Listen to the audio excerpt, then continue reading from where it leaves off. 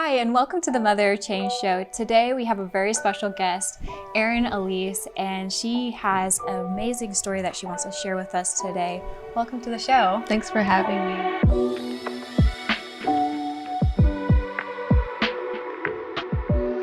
Welcome. We are so excited. Today we're going to be talking about the power of a mother's affirmation. Erin, I love that, the women that are here today, we're going to be, affirmations are a gift. Mm-hmm.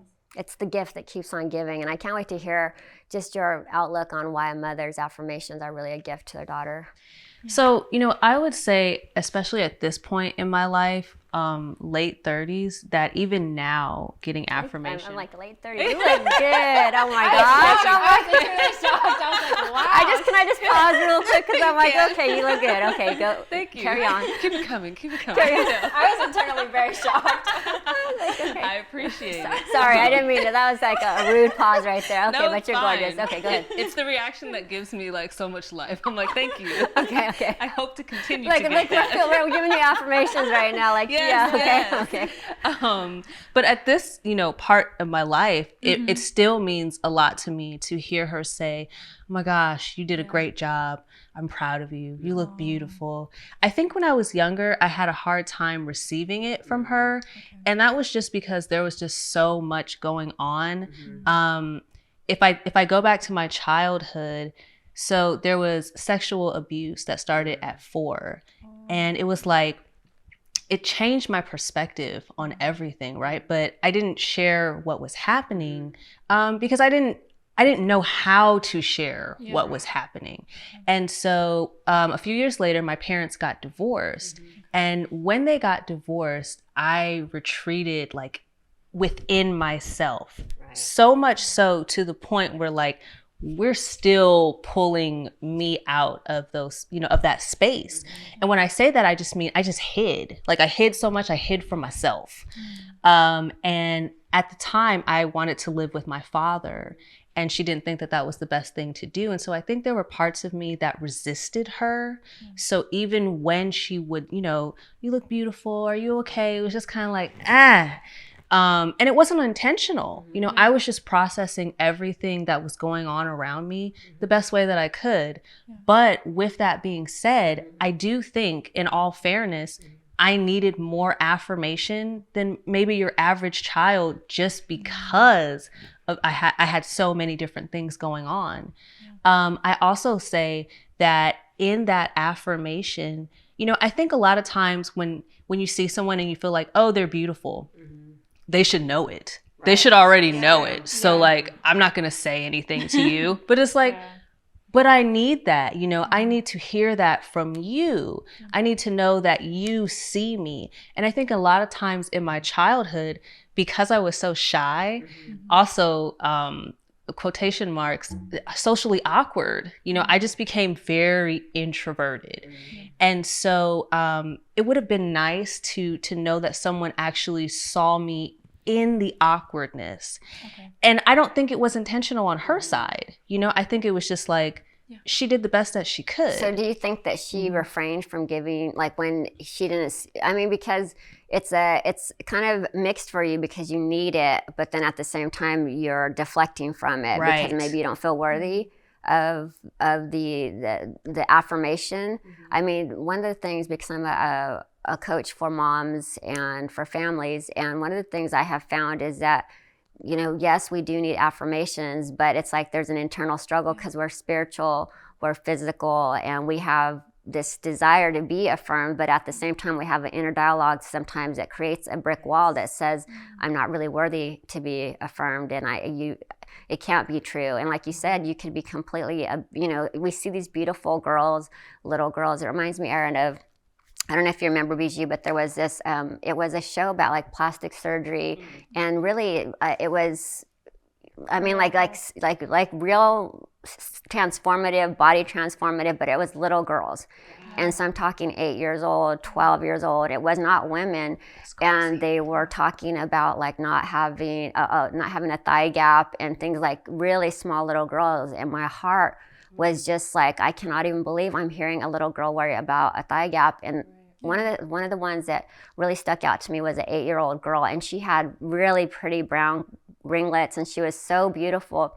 But the stinking kids at school were so mean to her, and they were negatively putting stuff into her and putting her down, and kids can be cruel and mean. And so even talking today to moms about the affirmations and the power of a mother's affirmations to combat the lies. Yeah, that's really important. I think that's really important for daughters to hear it from their own mothers, because that's the one person that they really look up to. You know, whether they express that or not, that is their role model in life. And as a mother, you know, that's one thing that you really modeled for me, is like you were always there to, like, when the times that I needed it, that's when you were most sensitive to it. And like, especially if your child's love language is words of affirmation. Mine is. Yeah, literally. it's mine.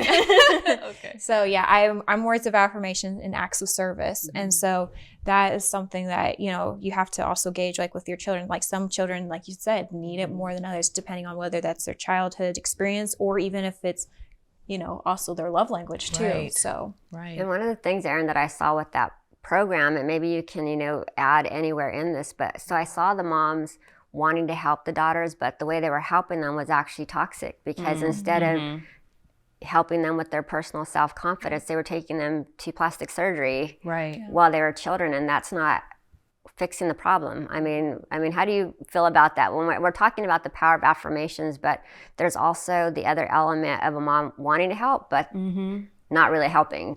Yeah, I think when we're talking about children getting plastic surgery, I mean, the first thing is like, absolutely not. I mean, what has happened in such a short amount of time to where you don't even give yourself time to develop, you know? And I feel like as a mother, the loving thing to do, you know, is to, hey, I understand that you feel a way about yourself, but let's talk about how beautiful you are. Let's walk away from this for a minute and let's go do some other things. Let's go shopping. Let's go get your hair done. Let's go get our nails done together. You know, what is it that you like? And maybe try to feed their likes, but also understanding why they dislike themselves. What is it that they saw or that they were exposed to that caused them to doubt who they are or how they look, you know? And I would honestly say that if the mother took them, that they probably were exposed somehow through the mother. I was thinking the same thing. Yeah. That is, on that note, we're going to head to a commercial really quick, because this is getting good. So please come back for this very important topic. Ain't no way you're bringing me down. Thought that you could keep me under, but I've been lifted up from the ground. And just in case you've ever wondered,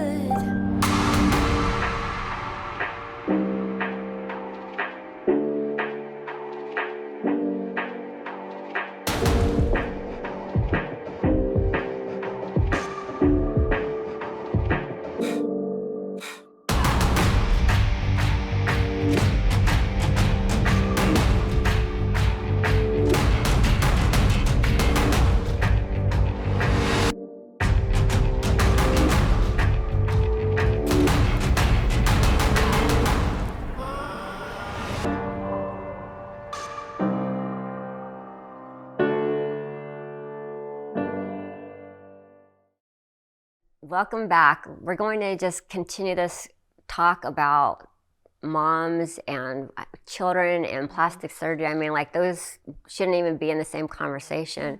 But the number one thing, you know, as we're talking about affirmations, is that, we're saying to affirm your daughter so that way she builds her self-confidence. But if we're going to talk about the importance of affirming a daughter, we should probably give them a few tips on, you know, what is actually, they may be wanting to help, but it's actually destructive or toxic. And so maybe we should talk a little bit about that. Yeah, for like what is a daughter looking for? And like, even in your experience, like, what was one thing that you knew that you were looking for in that affirmation? that I didn't have to be perfect, because I had created in my mind, and it wasn't, the plastic surgery, but I was so enamored with media, which is great because media is my life now. Yeah. But the Especially unhealthy nowadays. right. It's like, gosh. No, it's so true. And you're inundated with it, right? But growing up, for me, it was television, it was music videos, it was magazines. And so because I was weighing myself, comparing myself to people who had full faces of makeup and hair and wardrobe, and I'm like, how come I don't look like that? How come my hair is not working out? We didn't have all the curly hair tips back then. Like it was like, dripping hair juice, it was wet. It was not, it was not as cute, And so I was trying to perfect something that I can only do inwardly, but I was focusing on it outwardly. And so I think I just needed to hear like, hey, you look great. You're doing great. You don't have to be perfect. Because if it was like a bump on the side of my hair, if somebody said, my outfit was whack, and these are things that kids do anyway. But it's just like, like kids are like that, period. It's like, dang, that outfit is whack. Sorry. So it's like, sorry, she's like, Mama, you're on TV. And I'm like, kind of a little gangsta. Okay. Listen. Sorry. But that's great though, because I'm sure, I can see it, the reflection of that. But when it's like the average child goes through that, oh, outfit whack, haircut whack, all that stuff. So it's like, those little things would set me off because I already was triggered. And so I think if I just had someone say, hey, you don't have to try so hard. Like you already are, like it's okay. I think I probably would have paused. But I think what happened was I noticed that people were just kind of like, oh, like, I mean, you go get your hair and nails done, like you trip in the bathroom when something looks out of place. Like, like you put a lot of effort into this, more than what is required. I think they got used to it and just kind of let me have at it, thinking I probably would grow out of it. But I think it just was something that I had to seek with God alone eventually. But so I think, what age range would you say that was like maybe the biggest elephant in the room, like the biggest, in your life? When was that season that you feel like it kind of inflated? A long time. Yeah. I would say I started being driven by that probably around, I think I became like more so like obsessed, like probably like around 13 to somewhere in my mid to late 20s, until I really like went natural with the hair, stopped wearing makeup, stopped getting my nails done. I stopped everything for a season, actually for years. And really just saw myself. And that was when the natural hair movement like really was just starting to, kind of pop off a little bit. And so it was cool because it was like, oh, like, this is nice. And I love your hair. So. Thank you. I know. I've seen it with the ones, and I've seen it with like the natural. And I'm like, gosh, every time I'm like, I love your hair. Thank you. But it was a journey, and I had to see myself fully just nothing shiny, pretty on me, just me, and start from that place. And I did that in my mid 20s, maybe around somewhere 23, 24, and just went all the way. That's awesome. Something that I kind of been thinking about today, and my experience has been a little bit opposite of yours, is like I've always been the super all natural girl. We've had a little bit of this conversation in the bathroom today, and I didn't tell you this, but I read an article last night, and it was talking about basically people that have, that are trying to build, their self-esteem or whatever. And basically the whole thing is like, so it's the same problem, two different manifestations. So y'all had like this, like go for the makeup, go for everything.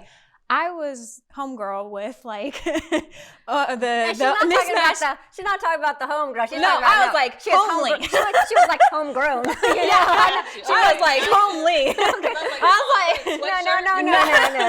That was not. I knew what you were doing. I know. Yeah, she was homegrown. Okay. Yeah, I was like mismatched. She was like Little House on the Prairie. Yeah, I was like.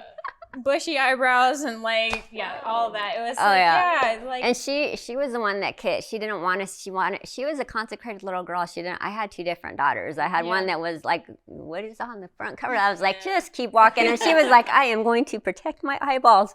And that was Bijou. So carry on. Well, so what I learned from this little thing from today and even this conversation is it's the same exact problem though, because I wasn't confident in who I was. And so by seeing myself with tons of makeup or whatever, it was like, in the essence, it's like who I see myself as is because I don't see myself as beautiful as the way I was. Like the point is in other words, is like, and I'm still kind of processing it right now, it's like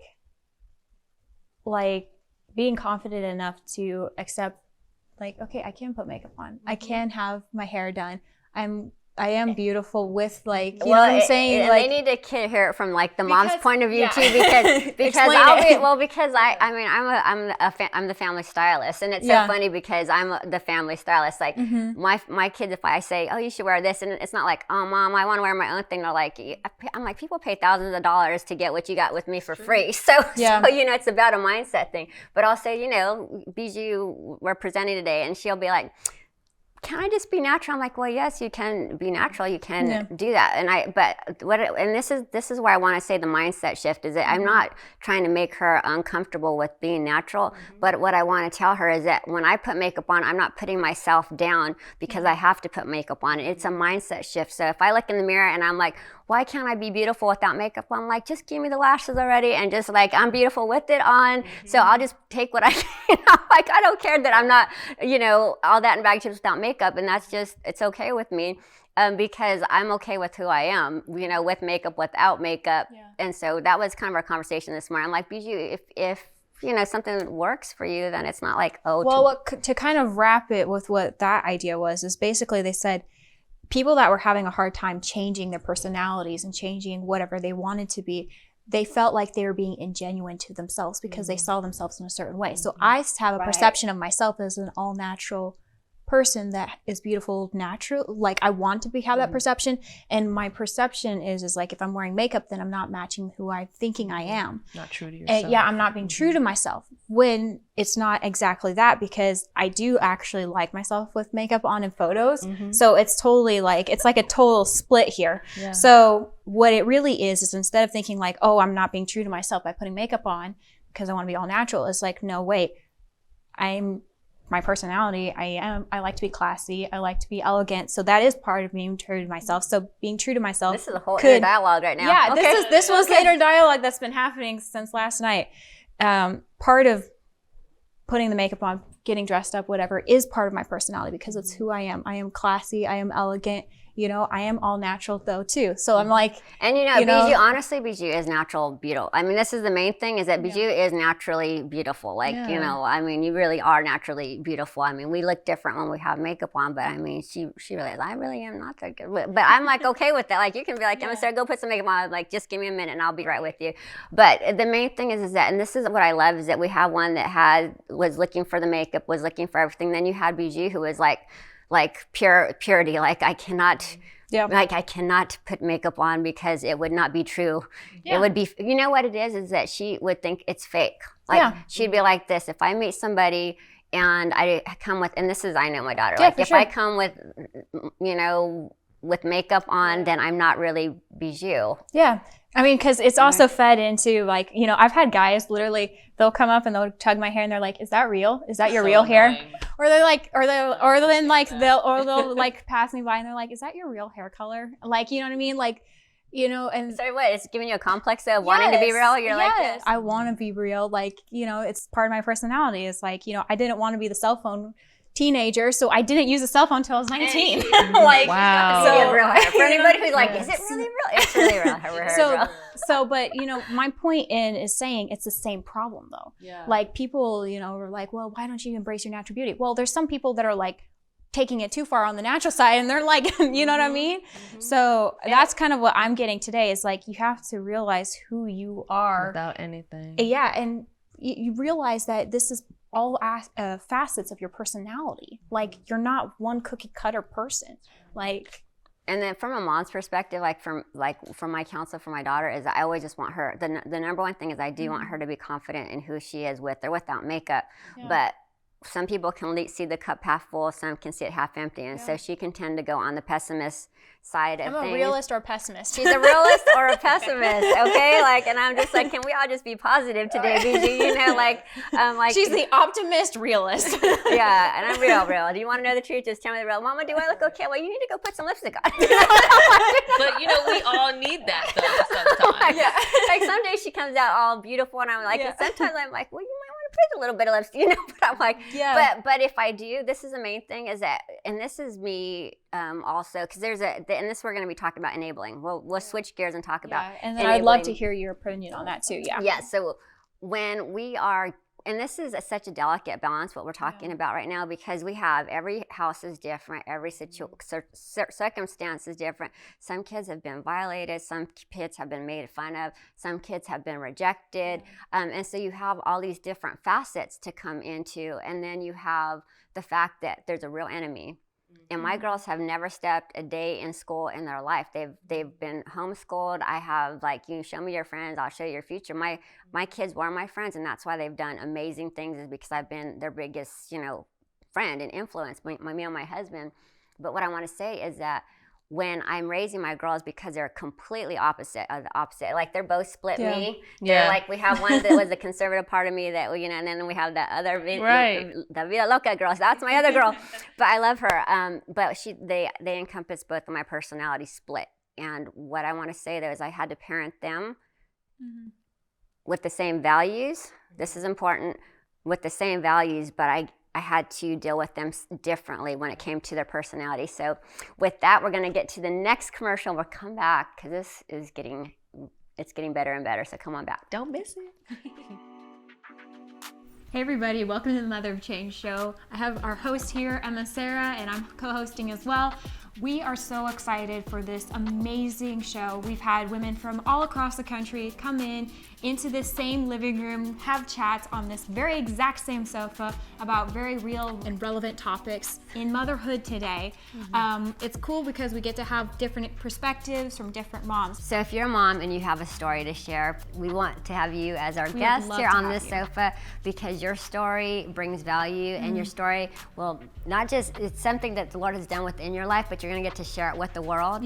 And so we just love that every one of us has a story. Every one of us has gone through pain and sorrow at some point, but it's all for a purpose. It's all for a purpose. So if you're one of those moms that has a message, if you have a story that will impact other moms, then please see the link below. We would love to have you be our next guest on the Mother of Change show. God bless and see you soon.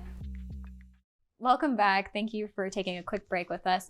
So Erin, we have a quick, little question is what's the difference between affirming your daughter but then taking it too far and enabling her? What does that look like from a daughter's perspective? Wow, that's a tough question, right? Because I think that every relationship is different, every child is different, every need is different. So I would say when it comes to affirming, it's just more so validating your child, right? Wow, you did great today at your recital. Wow, you seem to be really into writing. Let me hear more. And being, their number one fan. I like that outfit today. Show me how you styled it. You are so pretty. Look at your hair. Whatever it is that your child possesses, if you see them liking something or gravitating to something, getting excited about them. For them and kind of affirming them in that, affirming them in their gifting. I think enabling comes when, and I think this is the fine line, right? And I'm not a parent, so I don't know, but from a daughter's perspective, even. I would say if I'm engaging in self-destructive behavior, I don't need to hear that, it's okay. Yes, it will be okay, but show me the tools or show me the path to stop doing what I'm doing. So if I'm obsessed with how I look and I can't rest, until I get a hairstyle or, whatever, crazy thing it is. I mean, social media today is it's hard. It's so much harder for this generation, the younger generation. assume your generation. Yeah, for sure. It's so much harder because you guys grew up seeing it from day Yeah, one basically. versus me. I didn't have a cell phone until I was like 16. And that was like when MySpace, you know, was like just starting to like get hot. So I think when you notice that your child is too engaged in something that is not true to them or is making them doubt themselves, pull it back a little bit, you know? That's so important. Yeah, hone in and be like, let's do a little bit less of that. You want to, you know, go X, Y, Z. Find ways to affirm them in where they are and not trying to help them become like what they're not. I know we're coming to the end here, but even talk about how affirming words can help with decreasing the layers that we can have later in life. Yeah, this is going to be hard to wrap up quickly, but I just part want to give that disclaimer. Okay. But I think there's a difference between a surface level affirmation Okay. and an affirmation that like feeds your soul or feeds your spirit, you know? And so when we're talking about surface level affirmations, it's things like, oh, I am beautiful, I'm perfect, I'm great just the way I am. Well, that's cool, that's true, but like, I am loved, I am seen, I am known by God. My gifts have meaning. My voice has value. You know, those are affirmations that feed you. The surface level affirmations, they have their place, but that can't be like where we reside. Like exactly. Yeah. So I think teaching our daughters the difference between both, like what that is. Okay, that's good. That's great. But let's also talk about the depths of real affirmation so that when the surface level is kind of cracked or falling apart, that you're not falling apart. That's beautiful. I love that. That is so good. I hope they're taking notes out there. Somebody put it down in the comment section. Gosh. Well, it's so awesome. So, okay, what's like one or two things that you should say, like, okay, moms, daughters, take home from this episode? Like, what are the two things you would say? Put into action. We like to give them some action steps. Yeah. So, moms, study your daughters. Okay. And see what it is that an area that they shine or are excited about and affirm them in that area. Daughters, receive it. Yes. You know, because I think that is so important. We get to a place, especially like 13 on, it might start younger now, but it's like, you don't know anything, girl, bye. Like, we think we know everything, you know, so we don't receive. And you're just my mom. You're just saying that because you're my mom. But if she doesn't say it, then who? You know, and then it's, you know, Jerry down the block, and then it's like, now it means something. Yeah. It should mean something when mom says it too. So receive. This is, oh my gosh, we've come to the end here, and I actually want to keep going, but we're going to go ahead. We're going to wrap it up here, and Erin, we're going to see you on multiple episodes, so I'm excited about that. Yes. So we just want to thank everybody for watching the Mother of Change show today. Y'all, we have a passion to impact homes for the kingdom of God. And so if you'd like more information or to be here on our blue sofa, go to motherofchange.tv. And Erin is, before we get off, I just want to say that she's an American journalist and a podcaster. And Erin, where can they find you? Yes, you can go to www.liveaffirm.com. That's where you'll find my magazine, my podcast, and how to interact with me. Awesome. Thank you for watching. Remember, go out, change the world, and start at home.